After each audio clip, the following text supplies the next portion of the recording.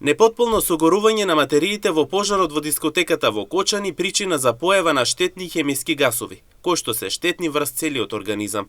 Специјалистот по медицина на трудот Горан Андонов вели дека еден од таквите штетни гасови е јаглеродниот моноксид, кој е без мирис и боја и е многу лесно запалив.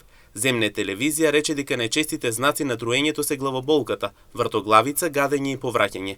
Додава дека ситуацијата може да се влоши, доколку се наруши центарот на дишење, со што може да се дојде и до смрт. Симптомите најчесто зависат од времетрањето на експозицијата, односно колку време били изложени на јаглерод моноксид, концентрацијата на карбоксихемоглобинот во крвта, од фреквенцијата на дишење. Тоа е многу важно во овој момент, бидејќи луѓето се возбудени, вознемирени, побрзо дишат и со тој само да тој побрзо го внесуваат јаглеродниот моноксид во организмот и од физичката состојба на жртвата.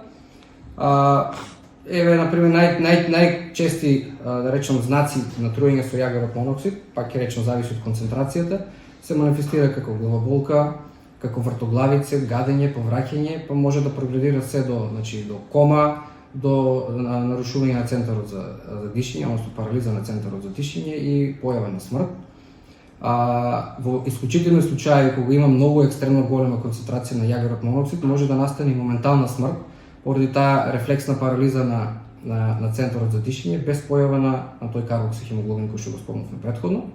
Пластика, хартија и дрвата се дел од материјалите кои по појавата на пожарот создаваат различно штетни хемиски гасови, рече Андонов, додавајќи дека истите се вразуваат за хемоглобинот и започнуваат да го нарушуваат процесот на дишење. Како резултат на непотполното согорување на тие материи кои што се присутни во самата средина, како што се хартија, дрва, пластика, синтетски материјали, доаѓа до слободување на различни штетни хемиски гасови, гасови пари, кои што штетно влијаат врз целиот организам, но пред се на респираторниот систем.